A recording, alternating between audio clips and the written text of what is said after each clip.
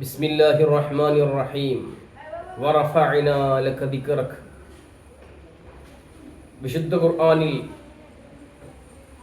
സ്വലാത്ത് ചൊല്ലാനും സലാം പറയാനും ഒക്കെ ആഹ്വാനം ചെയ്യുന്ന യാ അയ്യുഹല്ലദീന ആമനു സ്വല്ലു അലൈഹി വസല്ലിമു തസ്ലീമ എന്ന് പറയുന്ന ആയത്ത്, അതിൻ്റെ തുടക്കം ഇന്നല്ലാഹ വ മലായികതുഹു യുസല്ലൂന അലൻ നബിയ്യി,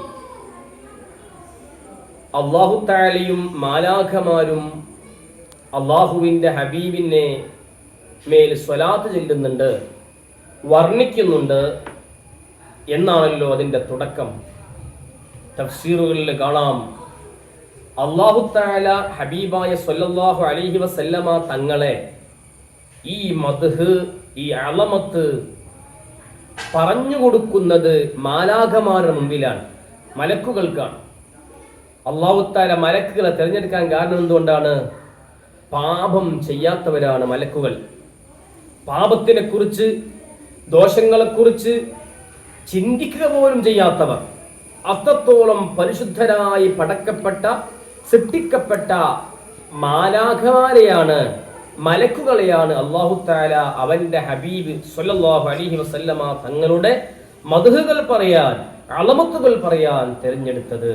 മാത്രമല്ല, ഇന്നല്ലാഹ വ മലായികതുഹു യുസല്ലൂന അലൻ നബി, അല്ലാഹു തആലയും മാലാഖമാരും എപ്പോഴും അതിന് പ്രത്യേകമായ സമയങ്ങളില്ല, പ്രത്യേകമായ സാഹചര്യങ്ങളില്ല, എപ്പോഴും ഹബീബിന്റെ മദ്ഹുകൾ പറഞ്ഞുകൊണ്ടേയിരിക്കുന്നു. അത് മാത്രമല്ല, ഹബീബായ തങ്ങളെ മദ്ഹ് ഒരിക്കൽ പറഞ്ഞത് അല്ലാഹു തആല പിന്നീട് പറഞ്ഞു കൊടുക്കുന്നില്ല, പിന്നീട് പറയുന്നില്ല. അപ്പോൾ എന്ന് തുടങ്ങിയതാണ് ഈ മദ്ഹ്? എത്ര കാലം ഇനി ഉണ്ടാകും? ഇപ്പോഴും നടന്നുകൊണ്ടിരിക്കുന്നു. അപ്പൊ ഹബീബിന്റെ മദ്ഹിനെ അള്ളാഹുവിന്റെ ഹബീബായ മുഹമ്മദ് റസൂലുള്ളാഹി സ്വല്ലല്ലാഹു അലൈഹി വസല്ലമ തങ്ങളുടെ മദ്ഹുകൾ, അളമത്തുകൾ, വർണ്ണനകൾ, അവിടുത്തെ സ്ഥാനമാനങ്ങൾ, അത് അല്ലാഹു തആല ഒരിക്കൽ പറഞ്ഞത് പിന്നീട് പറയുന്നില്ല. അപ്പൊ അതിന്റെ എത്രത്തോളമുണ്ട് ഹബീബിന്റെ മദ്ഹിന്റെ വ്യാപ്തി എന്ന് നമുക്കൊരിക്കലും ചിന്തിക്കാൻ കഴിയുകയില്ല. അതാണ് വറഫഅനാ ലക ദിക്റക, തങ്ങളുടെ സ്മരണ, തങ്ങളുടെ സ്ഥാനം, തങ്ങളെ സ്മരിക്കുന്നത്, തങ്ങളെ കുറിച്ച് പറയുന്നത് നാം ഉയർത്തിയിരിക്കുന്നു എന്ന് അല്ലാഹു തആല പറഞ്ഞത്.